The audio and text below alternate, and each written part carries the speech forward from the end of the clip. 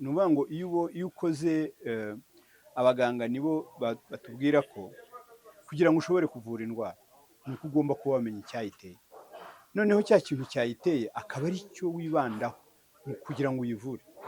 Naho iyo uvuye ibimenyetso aho kuvura impamvu, icyo gihe bya bimenyetso bimwe iyo bivuyeho havuka ibindi bimenyetso, nanone ukongera ukajya mu bimenyetso, ugahora uvura ibimenyetso kugeza igihe umurwayi wawe apfiriye, kubera ko ntashobora gukira utamenya ikintu arwaye. Aho rero niho hari ikibazo. Twebwe uko tubona ikibazo cyakemuka nta kindi, ni uko abagifitemo uruhare bose bakwicara ku meza y'ibiganiro bakareba impamvu ituma barwana, zikabonerwa ibisubizo, bakabiha umurongo, noneho icyo gihe intambara igahagarara. Ariko igihe cyose bariya abantu bazaba batahawe ibyo basaba, ntabwo bazareka imirwano, cyane ko noneho niyo ntambara bashaka badashoboye no kwirwanya. Iyo leta ya Kongo iza kubitsinda iriya ntambara ikavuga ngo njye ntabwo nzaganira na bariya bantu kuko mbarusha imbaraga, bakabaye unabyumva. Ariko none intambara yarabananiye, bakaba badashaka no gukemura ikibazo, gusa urumva byagenda bite. Hanyuma ngo ibyo bibazo bari byo bashakira umuti. Iriya ntambara twarabibonye muri 2013, bagiye isi nka kuriya, bagera n'igihe abo babeshye barabyumva, babaha n'imbaraga za gisirikare, ndetse n'uriya mutwe barawurasa, ugera n'igihe uhunga igihugu. Ariko se nyuma y'imyaka 10 byagenze bite? Ugarutse ufite imbaraga ziruta uwo imbaraga bari bafite muri 2013. So kuri inshuro iyo strategy ntiyakora, abo babeshye n'ubundi bakongera bakabumva. Ibyo ari byo byose, erega umuntu ashobora, iyo umuntu akubeshye rimwe, ikosa aba ari iryawe. Iyo agarutse akakubeshya ubwa kabiri muba murisangiye, ariko iyo bibaye ubwa gatatu, ikosa aba ari iryawe, wemera kubeshywa ibihe byose. Perezida Museveni niwe ari perezida w'iriya nama y'abakuru b'ibihugu bo muri aka karere k'ibiyaga bigari, iriya yitwa CIRGL cyangwa ICGLR. Icyo gihe perezida Museveni niwe abandi bakuru b'ibihugu bahaye ubutumwa bwo kuvugana n'umutwe wa M23, banamusaba yuko awubwira kugira ngo uve mu mujyi wa Goma, igihe wari umaze gufata umujyi wa Goma. Icyo gihe hari ibyo perezida Museveni yamenye biruta ibyo abandi bose bamenye, kuko yagize igihe kinini cyo kuganira n'uriya mutwe no kugira ibyo awizeza, ari nabyo byavuyemo kuva mu mujyi wa Goma ku bushake bwabo, kuko nta muntu wigeze barasaba kuva mu mujyi wa Goma. Rero perezida Museveni ibyo byose arabizi, niyo mpamvu yavuze ati aba bantu nkurikije ukuntu uko mbazi, aba bantu nkurikije ibibazo bafite, kandi ni ibibazo bitagoye, twese tuzi ibyo basaba ni ibintu bitagoye, nimuganire nabo murangize intambara. Rero ntabwo yashoboraga, nk'uko wari ubivuze, yari kurya indimi ngo amubwire ngo ntugire ikibazo, ngo uzarwana intambara, ngo bariya abantu uzabatsinda.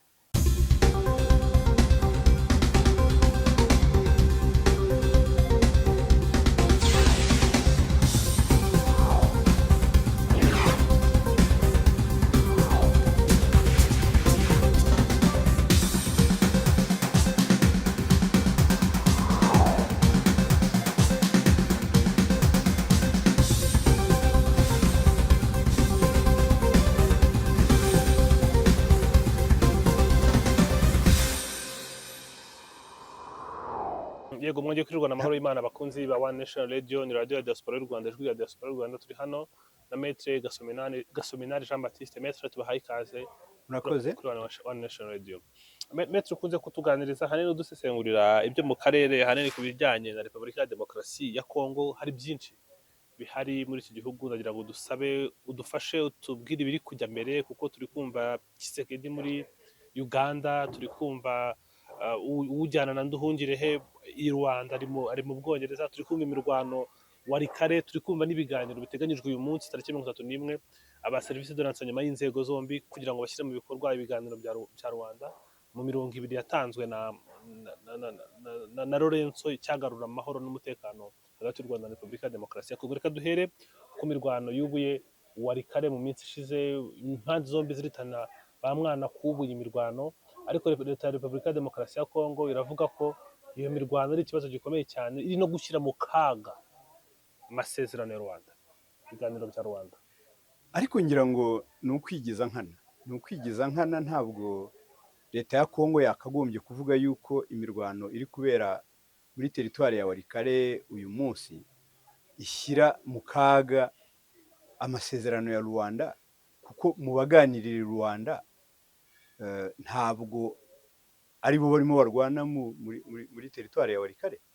Imirwano iri kubera muri teritwari ya Walikale ishyamiranyije umutwe wa AFC M23 n'ingabo za leta ya Kongo n'imitwe yitwara gisirikare ifatanyije n'izo ngabo za Kongo. Iyo mitwe yose yibumbiye mu kintu cyitwa VDP Wazalendo. VDP bivuga ngo Volontaire pour la défense de la patrie. Hakabamo ingabo z'u Burundi, hakabamo abacanshuro b'abanyaburayi basanzwe bafatanya na leta ya Kongo ndetse n'ingabo za SADC, ndetse ubu ngubu basigaye bahabwa n'ubufasha n'ingabo z'umuryango w'abibumbye zishinzwe kugarura amahoro mu burasirazuba no muri Kongo muri rusange. Izo ngabo zitwa MONUSCO, kugira ngo mwarabikurikiye ejo bundi hari n'indege yabo y'ubutasi, ziriya ndege ziguruka zidafite abapilote zitwa drone, yaguye mu mashyamba ya hariya hagati ya teritwari ya Walikale ndetse na Lubero. Abaturage bavuga yuko babonye ibisigazwa by'iyo ndege ahitwa Bureusa. Rero urumva izo ngabo zose zirwana ntaho zihuriye n'ibiganiro bibera i Rwanda, kuko ibiganiro bibera i Rwanda ni ibiganiro bihuje leta ya Kongo na leta y'u Rwanda. Ibiganirwaho i Rwanda ni ibibazo biri hagati ya leta ya Kongo na leta y'u Rwanda, byatumye haba umutekano, haba umwuka mubi hagati y'ibihugu byombi. Ngira ngo ni nacyo kigambiriwe muri ibyo biganiro, kugira ngo bashobore kubona igisubizo kuri ibyo bibazo bishyamiranyije ibyo bihugu, ariko ntaho bihuriye n'ibibazo biri muri Kongo imbere bishyamiranyije leta ya Kongo n'abaturage b'abanyekongo bafashe intwaro bavuga ko baharanira uburenganzira bwabo. Ndagira ngo abantu bo kujya bitiranya ibyo bintu byombi. Kubera iki Repubulika ya Demokarasi ya Kongo ibyitiranya? Yerekana ko ikibazo gihari muri Repubulika ya Demokarasi ya Kongo ukiri inyuma ari u Rwanda, kugira ngo gikemuke igomba kuganira n'u Rwanda. Niyo mpamvu kidakemuka. Kuba leta ya Kongo ibyitiranya ikabyita ukundi, ikabitwerera u Rwanda aho kugira ngo bikemure, niyo mpamvu bidakemuka. Kuko yiza kwemera yuko ibibazo ari ibyayo, ikemera yuko abaturage irwana nabo ari abaturage bayo, ye nibaza ko n'ubu ngubu baba barabonye igisubizo. Ariko yanze kwemera yuko umutwe wa M23 ugizwe n'abanyekongo, nubwo abayobozi bayobora uriya mutwe bose ari abahoze mu ngabo za Kongo, ari abanyapolitike bawurimo. Ubu ngubu uwuyobora umutwe wa AFC ni umuntu wahoze ari perezida wa komisiyo y'amatora. Sinibaza yuko avuga yuko Corneille Nangaa atari umunyekongo. Sinibaza ko avuga ko Bertrand Bisimwa ushinzwe guhuza ibikorwa bya politike na diplomasi atari umunyekongo. Rero nge nibaza yuko impamvu biriya bibazo bidakemuka nuko abagombye kubikemura badafite ubushake. Nta bushake bwa politike perezida Tshisekedi afite na leta ye, ari nayo mpamvu biriya bibazo bidakemuka. Naho kuvuga ngo kubitwerera u Rwanda ntago bibigira ibibazo by'u Rwanda. Kuvuga yuko uriya mutwe wa M23 AFC ushyigikiwe n'u Rwanda ntabwo bivuga yuko ikibazo cyabo gihita gikemuka kubera ko bagitwereye u Rwanda. Nibaza rero kuba kiriya kibazo kitarakemutse ni ukubera ubushake buke bwa politike, ni ukubera badashaka kugikemura ukuntu uko ni nayo mpamvu ubona niyo mirwano ikomeje. Ari nayo mpamvu nakubwiraga ngo bajye batandukanya ibibazo biri hagati ya leta y'u Rwanda na leta ya Kongo, biganirwaho mu biganiro by'u Rwanda, banabitandukanye noneho n'intambara y'abanyekongo hagati yabo ibashyamiranyije, iyobowe na AFC iyoborwa na Corneille Nangaa ndetse n'umutwe wa gisirikare uyoborwa na General Makenga. None se Maître, iki kibazo ubona cyakemuka gite? Kuko niba Repubulika ya Demokarasi ya Kongo ivuga iti sinzigera nganira na Kongo, nzaganira n'u Rwanda, ndubaze nti urashaka iki ku baturage bawe? Ntaho turumva bavuga ngo bazaganira na M23. Kurwanira n'u Rwanda kari cy'abantu tudashobora kumvikana, bizatuma ikibazo gikemuka? Ngewe ntabwo nibaza yuko mu by'ukuri ikibazo gishobora gukemuka igihe cyose kidakemurwa uko giteye. Ni ukuvuga ngo iyo ukoze, abaganga nibo batubwira ko kugira ngo ushobore kuvura indwara ni uko ugomba kuba wamenya icyayiteye. noneho cya kintu cyayiteye akaba ari cyo wibandaho kugira ngo uyivure. Naho iyo uvuye ibimenyetso aho kuvura impamvu, icyo gihe bya bimenyetso bimwe iyo bivuyeho havuka ibindi bimenyetso, nanone ukongera ukajya mu bimenyetso, ugahora uvura ibimenyetso kugeza igihe umurwayi wawe apfiriye, kubera ko ntashobora gukira utamenya ikintu arwaye. Aho rero niho hari ikibazo. Twebwe uko tubona ikibazo cyakemuka nta kindi, ni uko abagifitemo uruhare bose bakwicara ku meza y'ibiganiro bakareba impamvu ituma barwana, zikabonerwa ibisubizo, bakabiha umurongo, noneho icyo gihe intambara igahagarara. Ariko igihe cyose bariya abantu bazaba batahawe ibyo basaba, ntabwo bazareka imirwano, cyane ko noneho niyo ntambara bashaka badashoboye no kwirwanya. Iyo leta ya Kongo iza kubitsinda iriya ntambara ikavuga ngo njye ntabwo nzaganira na bariya bantu kuko mbarusha imbaraga, bakabaye unabyumva. Ariko noneho intambara yarabananiye, n'intambara yarabananiye, bakaba badashaka no gukemura ikibazo, gusa urumva byagenda bite. bizaba ari ikintu kigoye. Metre, none se iyi mirwano ubundi yo muri Walikale yo y'ubu yatangiye ite, ko impande zombi turi kumva ziri kwitana ba mwana? Impande zombi nibyo zitana ba mwana, kandi nibyo nta muntu n'umwe ushobora kuvuga ko yatangije intambara, kuko bamwe bavuga yuko batewe, abandi bakavuga ko batewe.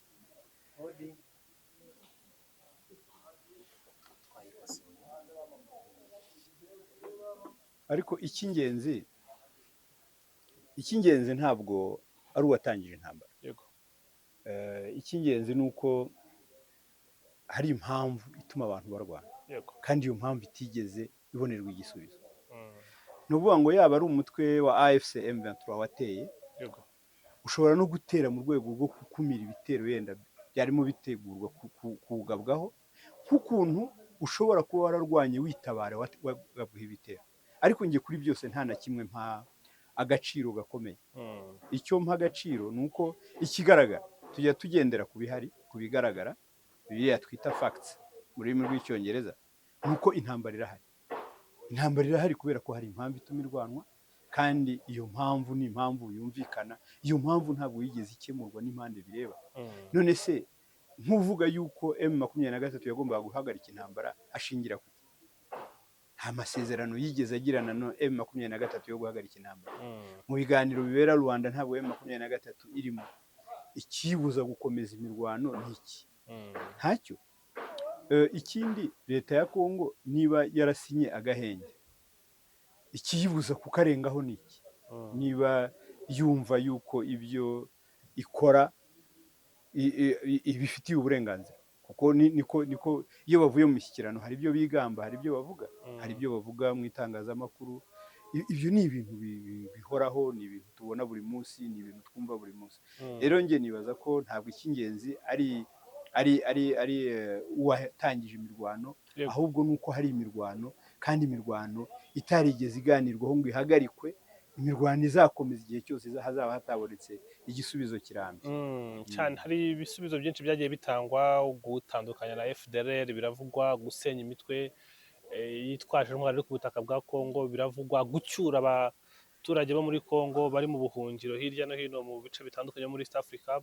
Ni ibintu Repubulika ya Demokarasi ya Kongo yagakoze, ariko turi kubona abayobozi bajya mu Bwongereza gusaba Ubwongereza ngo bubafashe ku bijyanye no gukemura ibi bibazo. Ni ihe value, ni akahe gaciro ubona ibi bihugu byakongera mu kurenza ubushobozi Kongo yari ifite bwo kwikemurira ibibazo ariko ntibikorwe? Ye nibaza ko ntabwo Ubwongereza aricyo gihugu cya mbere Kongo igiyemo ijya kutabaza ngo bayikize ikibazo ngo ifite, kuko mu by'ukuri aho kugira ngo ihangane n'ikibazo ifite igishakira igisubizo, yahisemo inzira yo kuyobya uburari, kubeshya amahanga no kugaragaza ikibazo ko kitari.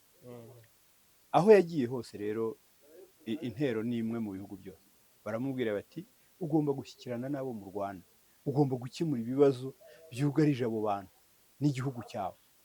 We rero ntabwo abikozwa. Yahereye ngira ngo mu gihugu cy'Ububiligi, ava yajya mu Bufaransa, yagiye Umuryango w'Abibumbye, nta hantu hamwe atagiye. Kuba rero yagiye mu Bwongereza ni hahandi, ni ukuvuga ngo yaravuze ngo niba bamwe batanyumvise abandi bazanyumva, ariko sinibaza yuko Ubwongereza bugiye kuyobora akanama k'umutekano, bafite droit de veto, ntacyo mubona bufite nk'ijambo? yahindura ibintu mu buryo buri majike bigahita bikemuka. ntabwo bishoboka. None se akanama k'umuryango w'abibumbye kari gasanzwe kayoborwa nande? None se n'Ubwongereza bwonyine bufite veto? Ntabwo ari Ubwongereza bwonyine bufite veto, hari ibihugu 5 bigize umuryango w'abibumbye, akanama k'umuryango w'abibumbye gashinzwe amahoro ku isi bifite veto. Ariko nta nubwo ari ikibazo cya veto, kuko ntabwo intambara yo muri Kongo igiye kwigwaho mu kanama k'umuryango w'abibumbye ngo babe bakeka yuko Ubwongereza bushobora gushyiraho veto. Ntabwo ari byo. Ahubwo nibaza yuko icyo bagiye gushaka, kubera ko aribo bazaba bayoboye, ni ukugira yenda ngo ijwi ryabo rizajye ryumvikana. Bagiye kubaha uko ibintu babibona, kandi mu by'ukuri ntabwo ikibazo ntabwo ari uburyo ikibazo cyo muri Kongo cyaba kibonwa n'igihugu cy'Ubwongereza. Ubwongereza bufite inzego zabwo zikora, gifite inzego zabwo z'ubutasi zikora neza, zifite inzego za diplomasi. Ubwongereza burahagarariwe muri Kongo, bushobora kuba bunumva n'ikibazo neza kirimo uburasirazuba bwa Kongo kurusha n'umuyobozi wa leta ya Kongo wagiye kubabwira yuko bafite ikibazo. Ibyo rero sinibaza yuko hari ikintu byatanga. Ikizakemura kiriya kibazo ni ikintu kimwe cyonyine, ni uko abantu kireba, abantu bashyamiranye, abantu barwana, bazahurira ku meza y'ibiganiro bakumvikana uburyo barangiza iriya ntambara, bamaze gukemura ibibazo byatumye iriya ntambara ibaho. Ibindi byose nibaza yuko ni amagambo, isi yose bazagenda bayirangize, bazabonana n'abayobozi batandukanye, ariko batagarutse ku isoko ngo barebe bati kuki aba bantu bafashe intwaro ngo barwane, hanyuma ngo ibyo bibazo bari byo bashakira umuti. Iriya ntambara twarabibonye muri 2013, bagiye isi nka kuriya, bagera n'igihe abo babeshye barabyumva, babaha n'imbaraga za gisirikare, ndetse n'uriya mutwe barawurasa, ugera n'igihe uhunga igihugu. Ariko se nyuma y'imyaka 10 byagenze bite? Ugarutse ufite imbaraga ziruta uwo imbaraga bari bafite muri 2013. So kuri inshuro iyo strategy ntiyakora, abo babeshye n'ubundi bakongera bakabumva. Ibyo ari byo byose, erega umuntu ashobora, iyo umuntu akubeshye rimwe, ikosa aba ari iryawe. Iyo agarutse akakubeshya ubwa kabiri muba murisangiye, ariko iyo bibaye ubwa gatatu, ikosa aba ari iryawe, wemera kubeshywa ibihe byose. Nibaza ko n'umutwe wa 23 muri iyi myaka yose barize. Muri 2009 barababeshye, bari bafite umutwe wari ukomeye icyo gihe, bafite n'ingabo zikomeye, bafite umutwe witwaga CNDP.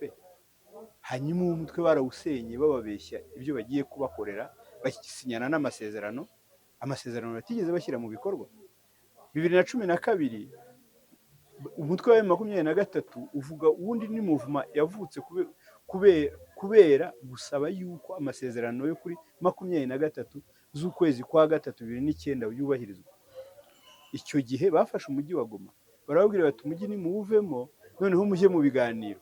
Icyo ni ikinyoma cya kabiri bababeshye, baremera.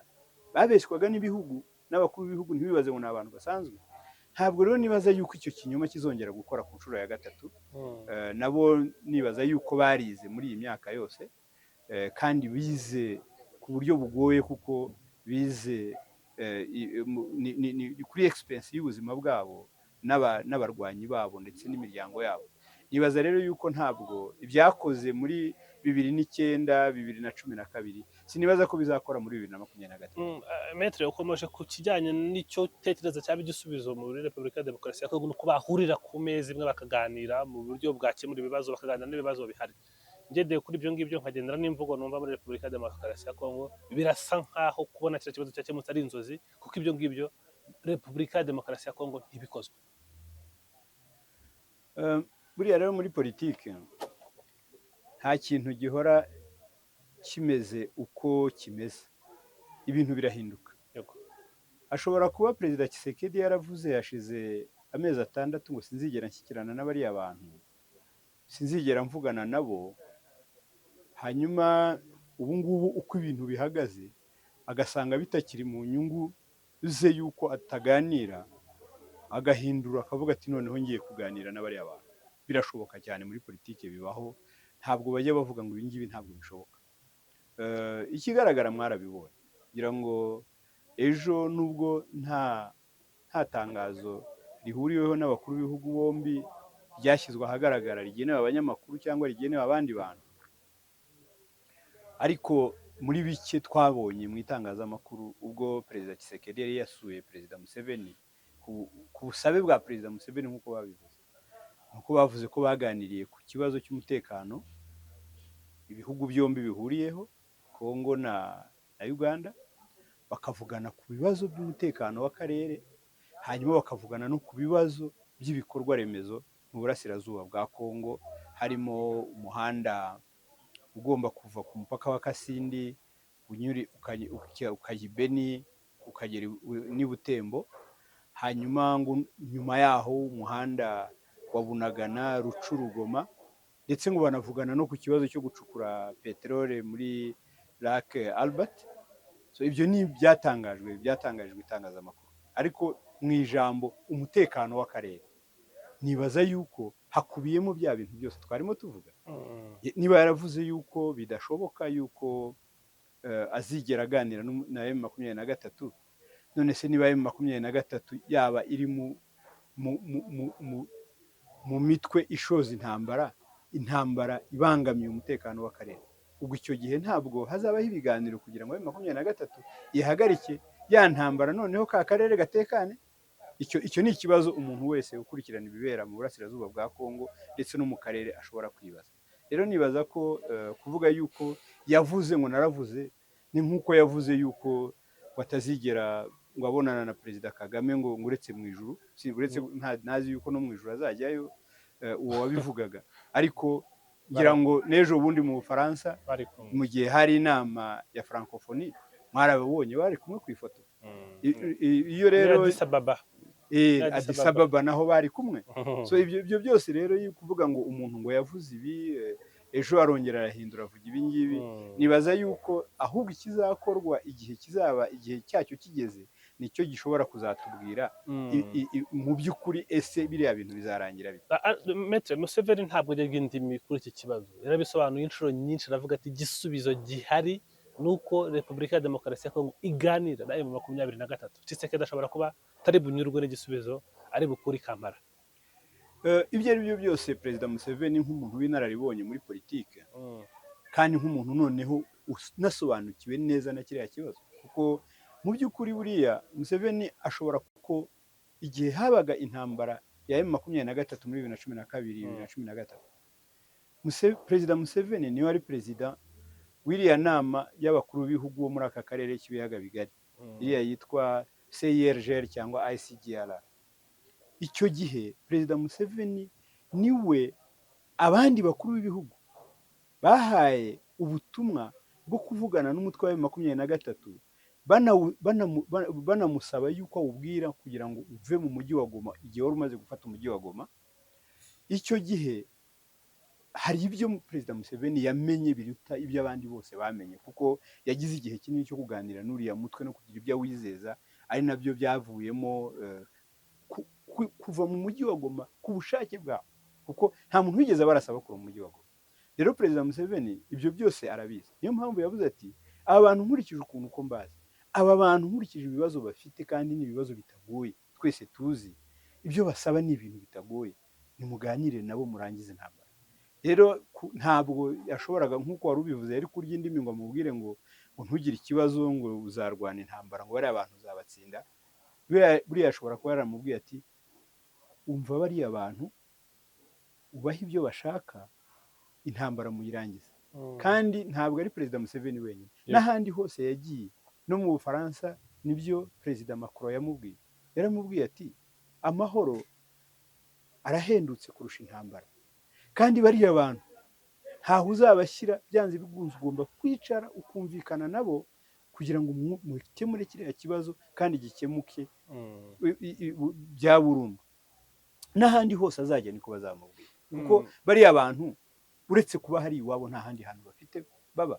Sinibaza ko hari umuyobozi n'umwe wo ku isi wavuga ngo aba bantu kubera ko tutabashaka tubambuye uburenganzira bwo kuba iwabo no kugira uburenganzira ku gihugu cyabo kubera ko tutabashaka. Sinibaza ko hari umuntu n'umwe wabivuga. Ariko se Kongo ari igihugu kinini gifite n'ubutaka bunini bukubye cyane ubw'ibihugu byinshi tuzi, n'u Rwanda rurimo, baje babangamira iki Tshisekedi kuba bari ku butaka bwabo, yahomba iki? Uya ntacyo ahomba, ariko rega urumva habayeho amahitamo. Bariya abantu bahunze iwabo. Erega n'ubwo butaka basaba ntabwo ari ubutaka bavuga ngo leta ya Kongo ibahe, ni uburenganzira bwo kuba ku butaka bwabo. Leta ya Kongo yakiriyeho interahamwe n'abasirikare batsinzwe mu Rwanda bamaze gukora jenoside. Ntabwo bavuga ngo nyakubahwa perezida w'igihugu cyacu turabasaba yuko muduha ubutaka duturamo. Ubu baravuga ngo turarwanira uburenganzira bwo kuba iwacu. Ni ubutaka bwabo, ntabwo ari ubutaka basaba.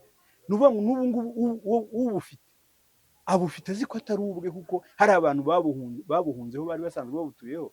Rero ibintu bijye bisobanuka, ntibyumvikane ko ari abantu barwana bashaka ngo bahabwe ubutaka. Oya, ubutaka barabufite, ahubwo barashaka uburenganzira bwo kububaho ko babwirukanyweho n'abantu bitwaje intwaro b'abanyamahanga bashyigikiwe na leta yakabaye ibarinda, ahubwo ntibateza abo bantu. Niyo mpamvu igihe cyose mu ntambara yo mu burasirazuba bwa Kongo debate ya FDLR byanze bikunze idashobora kuburamo, ni ukubera ko nibo ba nyirabayazana b'ibibazo by'umutekano muke uri mu burasirazuba bwa Kongo. Hanyuma ubu ngubu Museveni imyanzuro nama yatanga Tshisekedi ese yayishyira mu bikorwa mu gihe icyo gihugu nacyo gishinjwa kimwe n'u Rwanda kugira abasirikare ku butaka bwa Repubulika ya Demokarasi ya Kongo batari muri ya misiyo yabo yo kurwanya ADF afatanya na M23.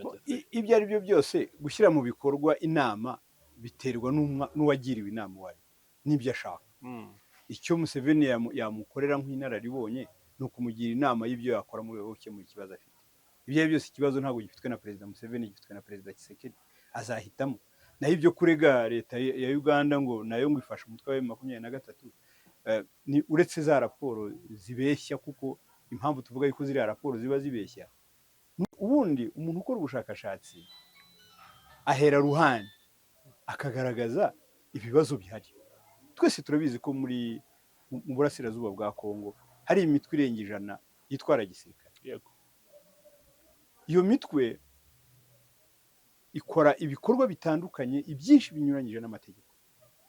Mwari mwabona raporo n'imwe ya Human Rights Watch yanditswe irega umutwe wa Wazalendo ku bwicanyi, ku bujura bw'inka, ku gusenya amazu? Mwari mwabibona na rimwe?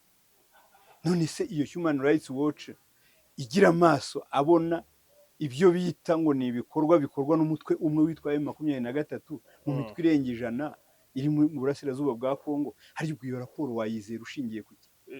Irabogamye, kuko urebye na raporo zikorwa na leta ya Kongo, nibura nko muri uriya mujyi wa Goma ntabwo bujya bucya nibura hadapfuye abantu 10 nibo bake ku munsi. Ariko izo mpuguke zikora izo za raporo nta n'umwe ubyandika, nta n'umwe turabona wabyanditse, kandi ni ibintu noneho na leta ya Kongo idahakana. Rero niyo mpamvu tuvuga tuti ibyo birego byose baba barega leta y'u Bugande, ejo bakarega leta y'u Rwanda, iyo u Burundi buza kuba budafatanya na perezida Tshisekedi bakabaye barega n'u Burundi, ariko nyamara mu basirikare bakora ibyaha mu burasirazuba bwa Kongo harimo n'abasirikare b'u Burundi. Kuki bitavugwa?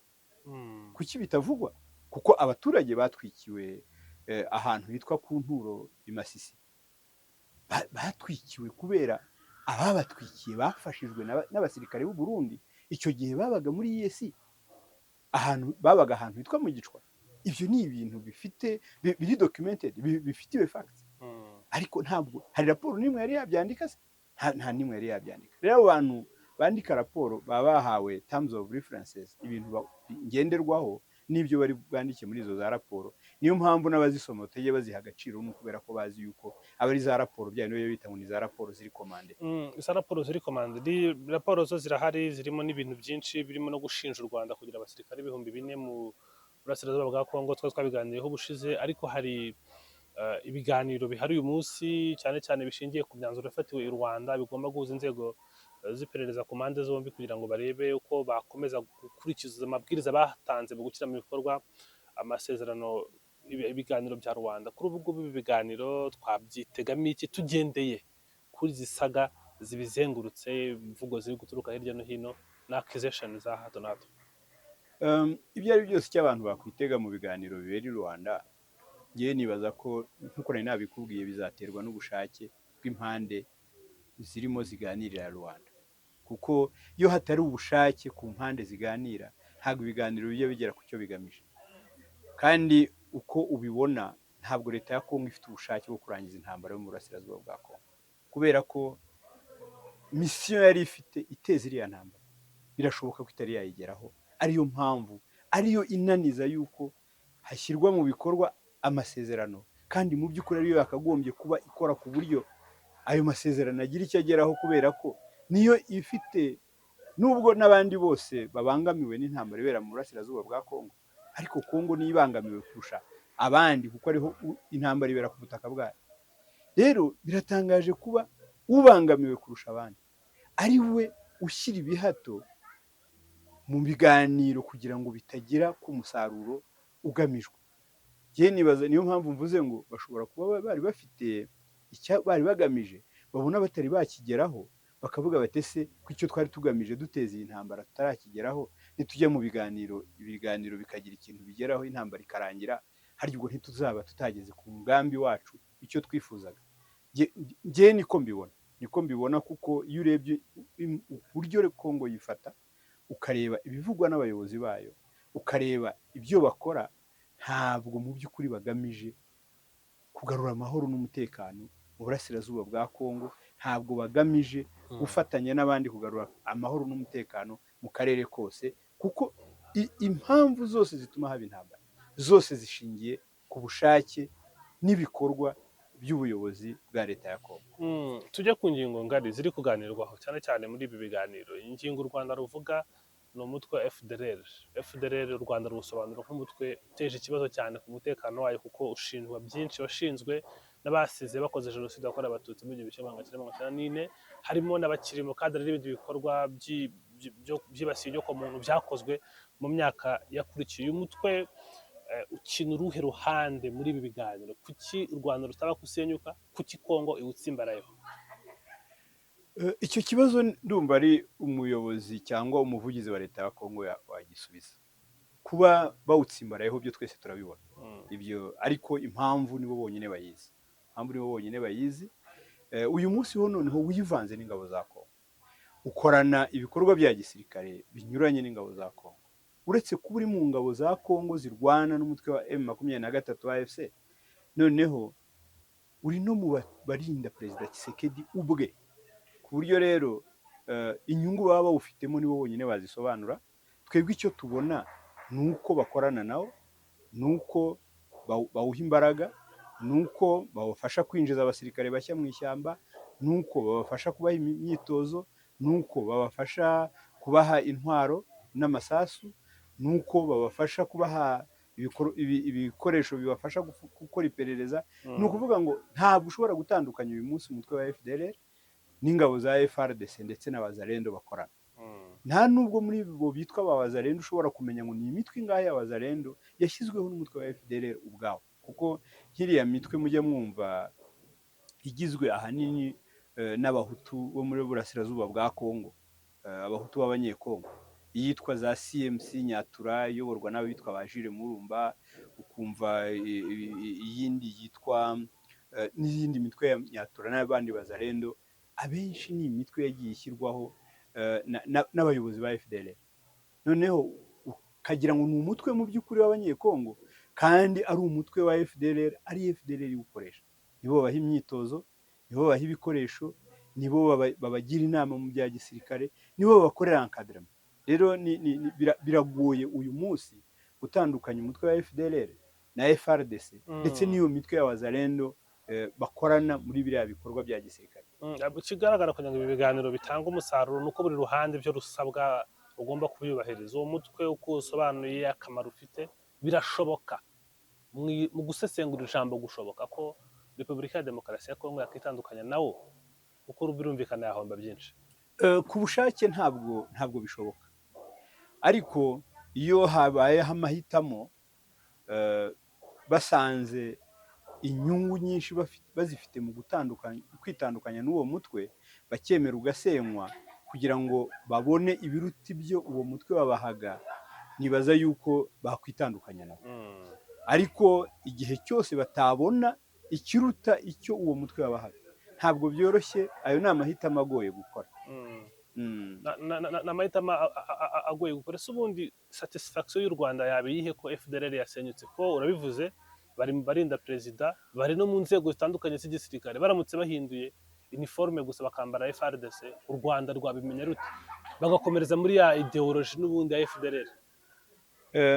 Bon, ntabwo ndi expert mu bintu by'ubutasi, ariko ndibaza ko aricyo ubutasi bw'ibihugu bumaze, ni ukumenya ngo ese igishobora guhungabanya umutekano wacu cyaturuka he, cyazanwa nande, byagenda bite. Icyo gihe amakuru y'ubutasi niyo yajya agaragaza ese ni FRDC kuko nk'uko bivuze, cyangwa ni FDLR yahinduye imyenda yitwa FRDC. Ese iriya FRDC ntabwo umunsi umwe yazaza ku mupaka ikaza ikadutera ikaduhungabanyiriza umutekano? Njye nibaza ko izo ni inshingano z'abashinzwe ubutasi, ni inshingano z'abashinzwe ibikorwa bya gisirikare, kandi ngira ngo kugeza uyu munsi urabizi yuko u Rwanda rufite inzego zikora neza, zikora uko bikwiye, ndetse zijya zirenza bya bindi Abongereza bita expectations cyane. Hanyuma ikindi gikomeye cyane Repubulika ya Demokarasi ya Kongo ivuga ni ugukuraho ingamba z'ubwirinzi u Rwanda rwashyizeho. Iki kintu tukiganira buri gihe, ariko n'ubu ngubu nta muntu urabasha gusobanukirwa ingamba z'ubwirinzi ni iki. Si u Rwanda koko rwiteguye gushyira hasi ubwirinzi, kandi igihugu cyo gifite uburenganzira bwo kwirinda no gushyiraho uburyo bwose cyakirinda n'ahaturuka ikibazo? ngira ngo abantu bajya babyumva uko bitameze. Iyo bavuze ngo ni ugukuraho ingamba z'ubwirinzi, muri izo ngamba z'ubwirinzi harimo nko gushyira ingabo nyinshi ku mupaka w'ibihugu byombi. Iyo igihugu kibonye ikindi gihugu cyashyize ingabo ku mupaka, kijya gitekereza yuko igikurikiraho ari ukubwira izo ngabo ngo muhawe itegeko yuko mutera kiriya gihugu. Izo ni kimwe mu ngamba z'ubwirinzi zashyizweho, kuko iyo umuntu ateganya yuko yaterwa, ashyiraho ingamba zituma ashobora kwitabara. Aho ni ku rwego rw'ingabo ziba zoherejwe ku mupaka kurinda inkike z'igihugu. Izindi ngamba z'ubwirinzi zishobora kuba ari izirinda nk'ikirere. Ibihugu byacu bifite imipaka yashyizweho igihe abazungu bagiye mu nama i Berlin mu Budage mu 1984, yarangiye mu kwa kabiri 1985. Icyo gihe barimo bagabana ibihugu bya Afurika, bafataga bari i Berlin, bafataga lati bagaca umurongo. Ugiye rero gushyiraho ingamba zo kurinda ikirere cyawe, sinibaza yuko umuntu wakoze icyo kintu kirinda ikirere yagihaye ububasha bwo kuba cyagarukira ku murongo waciwe n'umuntu wari uri mu Budage ari guca umupaka hagati y'u Rwanda na Kongo. Ibyo nabyo ngira ngo ni kimwe mu bintu bishobora kuba ubwirinzi bushobora kubangamira umuturanyi usangiye umupaka waciriwe ahantu mu by'ukuri uwo mupaka udahari.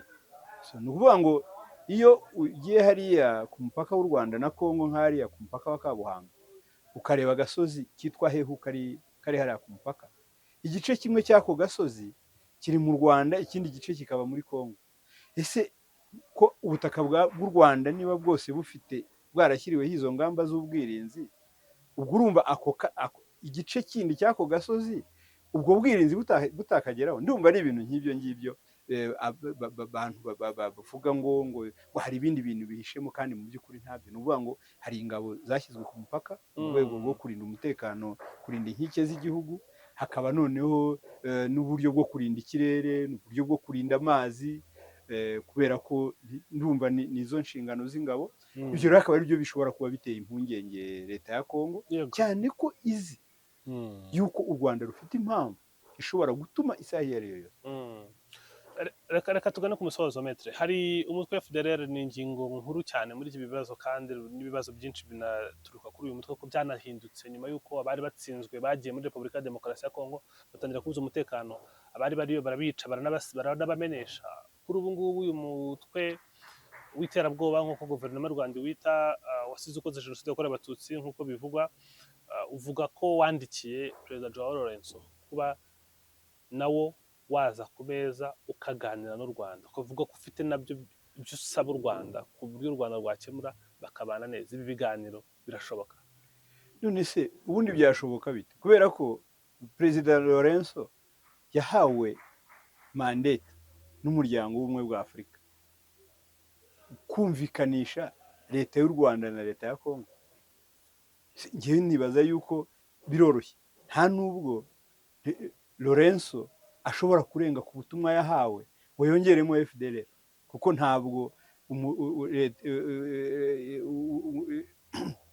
ubumwe bwa Afurika bwamubwiye ngo genda ujye kumvikanisha umutwe w'iterabwoba uba mu burasirazuba bwa Kongo, ujye kuwumvikanisha n'igihugu ukomokamo. Ahubwo baramubwiye ngo turashaka yuko ukoresha ubushobozi ufite mu kumvikanisha ibihugu bibiri bishyamiranye kubera impamvu zinyuranye. Icyo gihe rero ubundi FDLR yavuga yuko ishaka kuganira u Rwanda, kuganira na leta y'u Rwanda. Kuganira iki? Ntabwo FDLR yigeze ihezwa, barakiriwe, bashyizwe mu buzima busanzwe.